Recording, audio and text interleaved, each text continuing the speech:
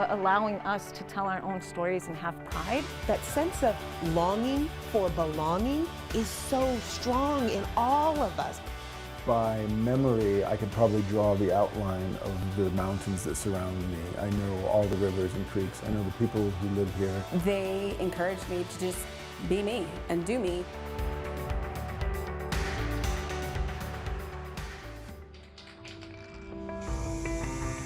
Artists are culture keepers.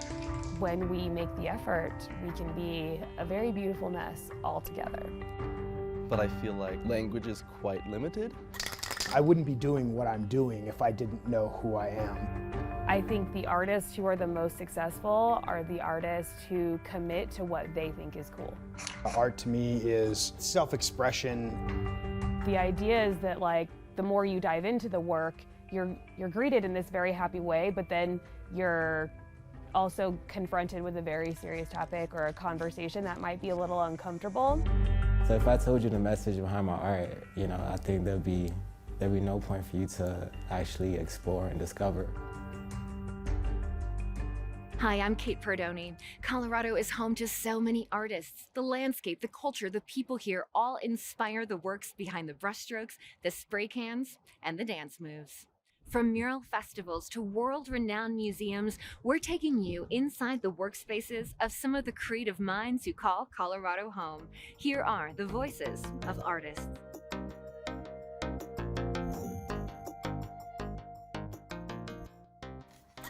Art to me is, I think art to me is culture. Art to me is self-expression, and I think just from an indigenous perspective, look at it as medicine. Artists are culture keepers, and that's the main purpose of what we do. Commentary, politically, socially, culturally, on whatever's happening in our communities or in our homes. These are people that are often dismissed, but carry a significant amount of what's needed to be said or done in real time. My name is Greg Deal. I am a husband and a father, an artist, and a professional disruptor. I think my art sort of works within that ethos to sort of disrupt ideas or areas or thoughts or political issues, what have you. That ends up playing, I think all of those things end up playing a part in the work that I do. I suppose the thing that I'm trying to say or the expression that I have within my work is really just sharing my perspective from my experience as an indigenous person, as a human being. Oftentimes my work ends up looking like a social mirror reflecting back at society. I create my artwork for all the things. It is my job, so it's how I make my living and how I care for my family. I also create art for the sake of art. I create it for myself to feel better. I create it for myself because I feel compelled to do it. I'll create it sometimes to have a message. It's all of those things. It's sort of like taking a shower, where you're like in this mindless state and, you come up with your greatest ideas in the shower. It does allow me to think critically about, what does it mean to be an indigenous person? What does it mean to be an indigenous artist? What does it mean to be a father? What does it mean to be a husband? I can look at all of these things because none of them are mutually exclusive. They all inform where I'm at. And to be honest, what I'm creating, I would be creating regardless. I feel compelled to do it. And the result of that is also just trying to navigate what some of those things mean. There's work that I create that I just let loose and just let it be out there. I don't make any money off of it. Work that would be about missing and murdered Indigenous women, girls, and Two-Spirit, an epidemic in our Indigenous communities. I don't make money off of those types of pieces because I believe that they just need to be out there. Yeah, I make a living at this. This is what I do for work, but I feel like I'm in a place of privilege where I can sort of dip my toe in social activism, personal work, contemporary art. I get to do all of the things. I already know who I am. I wouldn't be doing what I'm doing if I didn't know who I am.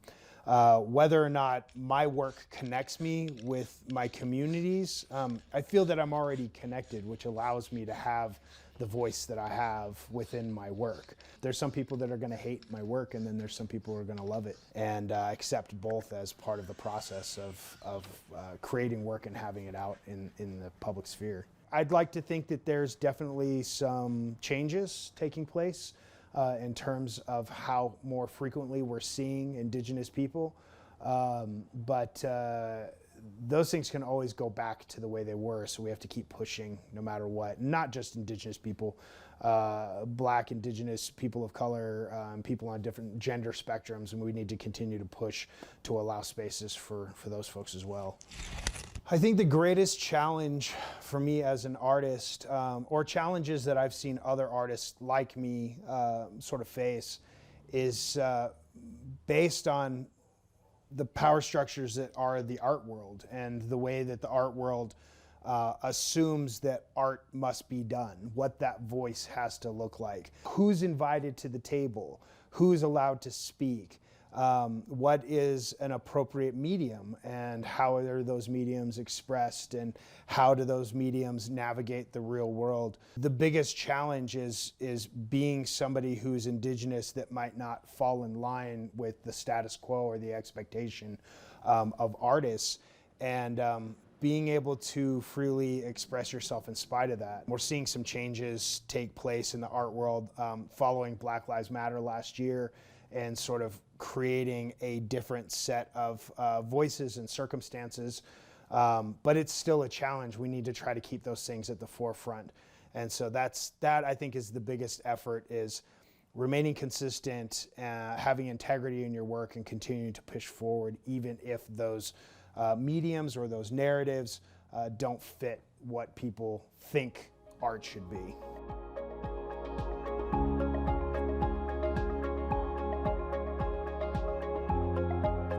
I came to Denver as a blank canvas. Denver itself was a blank canvas. It's really hard to be a self-taught artist and an artist of color in a city where there is no history kept of any of that, you know, of any artist of color before you. My heritage does influence my work, but at the end of the day, I'm more influenced by what I'm seeing on a day-to-day basis. I have to know who I am before I step to the canvas. This is a conversation I'm having. So if I don't know my opinions and who I am, I can't have this conversation. There's no point in having this conversation because I'm not bringing anything to the table. I feel like I'm really just a citizen of the world because people try to place me in boxes I don't belong in. Say I'm a kid from Matonge, from a Congolese neighborhood founded in the heart of Brussels. I'm first generation Western. I've lived most of my life in the United States. My sisters, they call me Bravo. My mother calls me Leo. So to the world, I'm Bumbakini, the artist. I'm from a tribe called the Yaka, which is part of the Kuba tribe, which was a great kingdom in Central Africa. I trace all the way back to the Pygmies, and I'm blessed because I know my history, and I know many people with my same skin color, especially those of us that live in America. They don't know those histories. They don't know where they can trace their lineage back, and that's something that I carry with me, and that's something that's prevalent in my art as well. Art, you know, I guess in a sense has been my whole life because my mother's an art curator. So I grew up and was born into a household that was centered around art. When I was actually in the womb, my mother was setting up her first exhibition in Belgium as a curator. So I think really just from naissance, from the start. I believe art comes from within. It's not like a 9-to-5 thing, you know. It's like you gotta be ready to create. I think that hopefully the art, you know, in this generation, the Black artists can talk about more than just being a Black artist or being a person of color in the world. I hope that we can get to a point where we can just make whatever we want that has nothing to do with our race, things of that nature. You know, I think it's time. The time is also now for the Black artists to be liberated. You know, I grew up in museums that didn't have any Black bodies represented at all. You know, and these are great painters like, you know, Flemish, Dutch masters. Never seen any art from people like me in a museum. So I want to change that narrative. So that's why I'm here, and that's my life mission. I'm not gonna stop till it happens, and if it doesn't happen, I'm gonna open a museum of my own. So that's what's gonna happen. my people are going to be represented, and different voices of all kinds will be represented. I think this is the time. The time is now.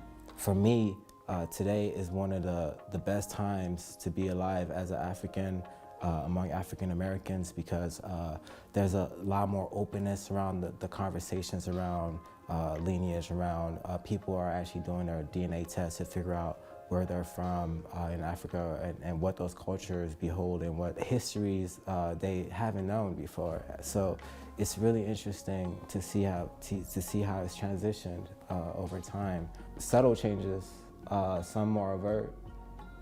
Definitely when Black Lives Matter was ramping up in the States, and you saw a lot of demonstrations and supporters of an equal United States come out and hit the streets. I think my art took the same tone. It became very in-your-face approach. I just channel what's going on in the world. I just channel what I dream about. I channel experiences I have in life or experiences that others share with me. I try to find spaces within canvases and within other works to illustrate those things that I've picked up on and my spirit is deliberating on.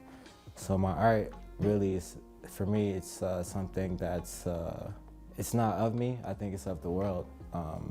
And I'm just a vessel for it a conduit for it to be, shared with others and talked about. I think that messages and what is involved in your artwork does change over time. You have different experiences. You grow, you become a father or mother, you lose people, and maybe that brings you to new realizations. And me, I think my art is all about just life. It's about, like, what is this life? Art is one of the only ways we have to differentiate ourselves from other species of animals, and it shows there's more to the human than there are to most animals on this world. So if I told you the message behind my art, I think there'd be no point for you to actually explore and discover what those messages are. So I can't really tell you what that is, what those messages are. If they're one message, if they're multiple messages, I think that's for you, the viewer, to figure out what the message is.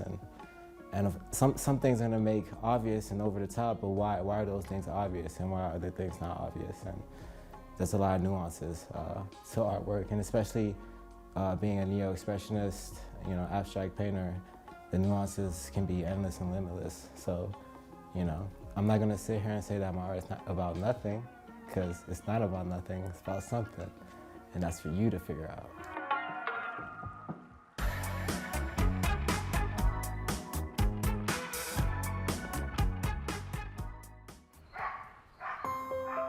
I can't find my paintbrush. I have no idea what I did with it. Maybe it's too big. We are currently in my studio in Denver, Colorado. Some people are really good at taking care of their brushes. I am not. I also need, my colors are very bright and wild and crazy. A lot of the planning process takes place here in the studio. There might be a lot of prep work that happens here in the studio. I'm Mo Graham. I am a local Denver artist.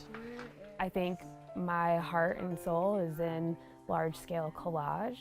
My mood in the moment has a huge impact on how I choose color and what I'm feeling. It could be anything from somebody's cat tree that they are throwing away.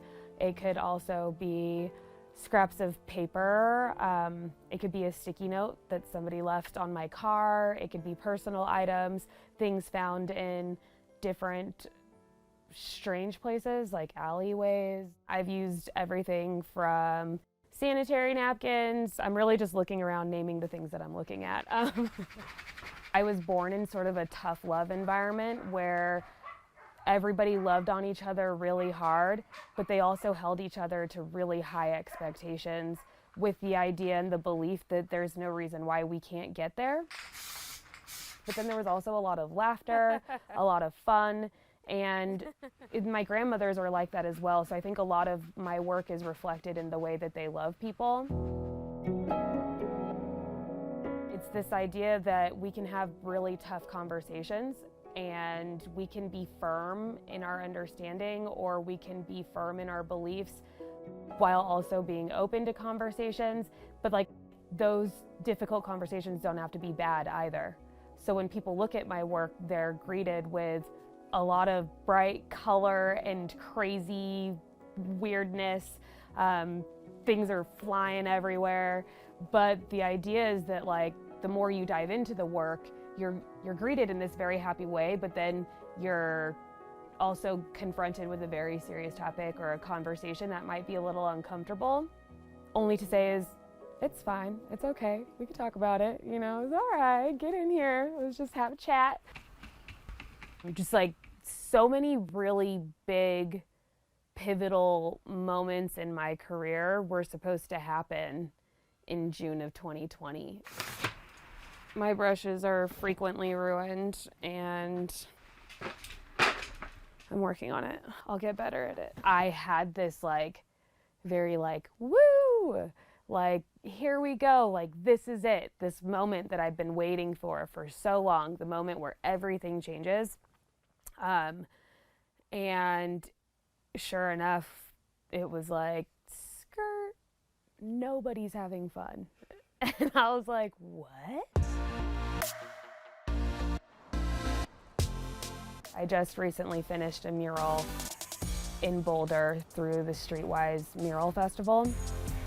I also am working on a few commissions that are going to be installed in different buildings throughout the country.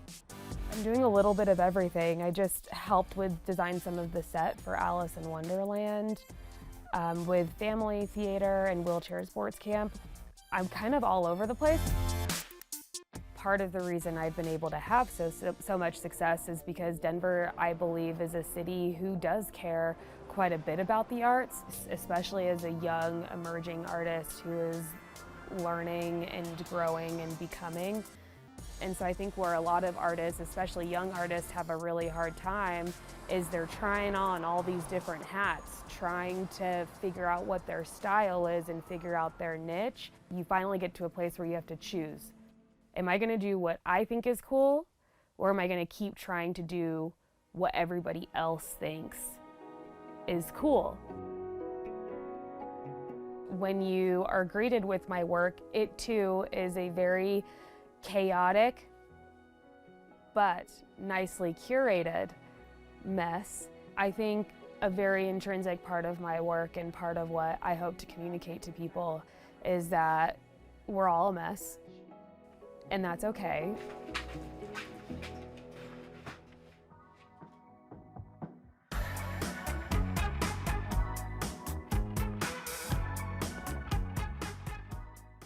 So I have a drawer, and it's full of all of my notebooks and sketchbooks. They're very messy, just what you would imagine. The first time I sat down to write a comic and make a comic, it was more just out of a feeling of like, this is a medium where I feel like I can fully express myself. This is a medium where I can explain what's going on in my brain to other people because I can put arrows in, I can draw bubbles, I can make crazy expressions and things like that. My name is Will Becky Brunswick, and I'm a cartoonist. I came to cartooning more from reading comics than from like drawing them. There's just such a variety of comics out there. I think that people relate to comics because they invite the reader in. I think also because people associate comics with being fun, and that takes away of some of the barriers. I think people can feel like they're doing something that's enjoyable and relaxing and maybe nostalgic for some people. So this is my current lined notebook that I'm working in. And yeah, I usually just flip to any open page and draw my penguins. My artistic style is pretty simple line drawings, partly because that's just the way that I like to draw, and also because I feel like it invites people in sort of a friendly way. And then I go in for the like hard commentary or like humor or grief or like deep emotions. The drawing style almost balances out the weight of whatever it is that I'm talking about, because often I am talking about like heavy or intense subjects. These are small comics that I made. They're about school resource officers and racism in Boulder County. This one is called So Your Kid is Non-Binary. And I identify as a non-binary trans person, and so I gave it to my dad to sort of say, here are some ideas, this is what I want to communicate to you. My title of my comics business is Trans Boy Comics, and so a lot of them have to do with trans issues or being trans or uplifting the trans community or celebrating trans people. And also some of them are educational. So much of it is about my life, and since I'm trans, I see the world through this trans lens, and so even comics that are just humor comics are often funny things that I experience as a trans person that other trans people could relate to. But I also know that for some people who are cis are reading my comics as a way of learning about me and my trans identity, and so I try to just be also aware that cis people are also reading my work. I hope that people feel connection and joy, and I definitely hope that other people feel like they can make comics. That's something that I really hope, is that other people feel inspired to sort of share their stories via comics. It's important to me to use my work to talk about bigger issues because these are things that I care about and things that I'm thinking about anyway. And so my comics really are what's going on in my brain on paper. And so if I'm thinking about it, chances are I'm going to make a comic about it.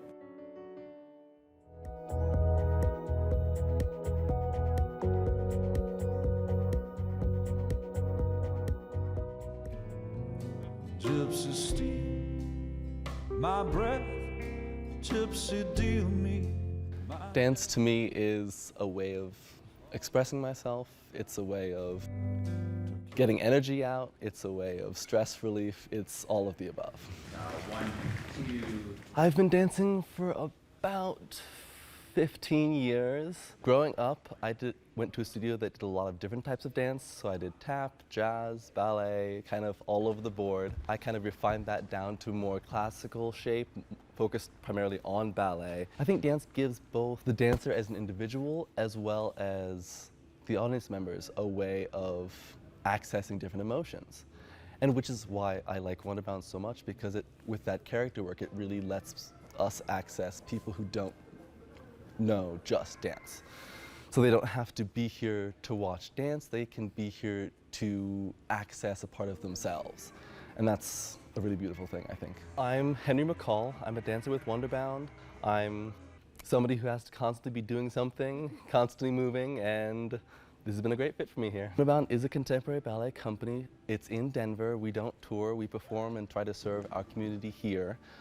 We have dancers from all over the country. We spend a lot of time together in the studio and out of the studio, so we get along together quite well. We have to, that's part of the job, that's why we're all here.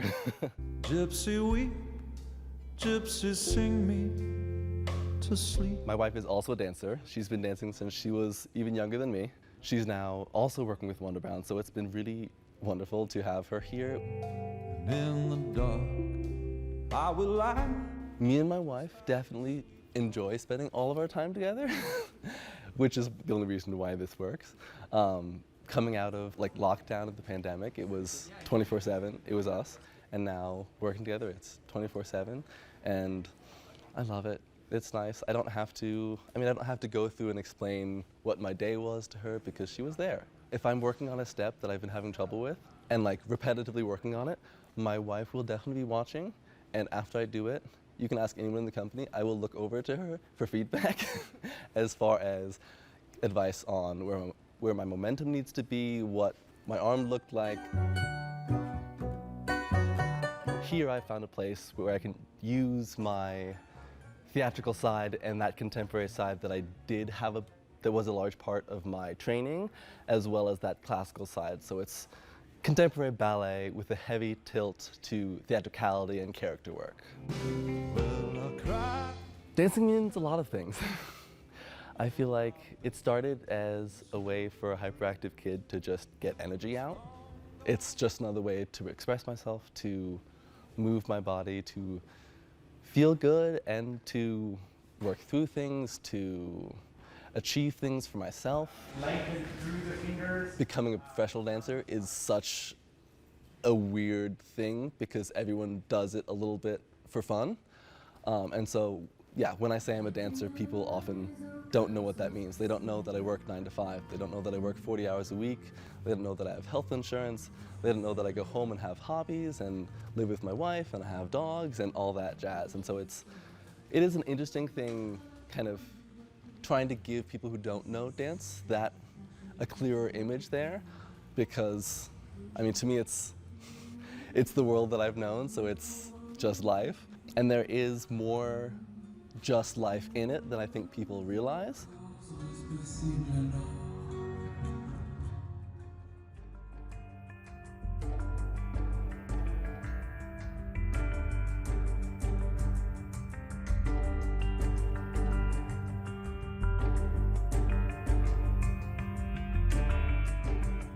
Thank you so much to the artists who welcomed us into their spaces and shared their stories. Join us for more voices from around Colorado at rmpbs.org. Thanks for joining us.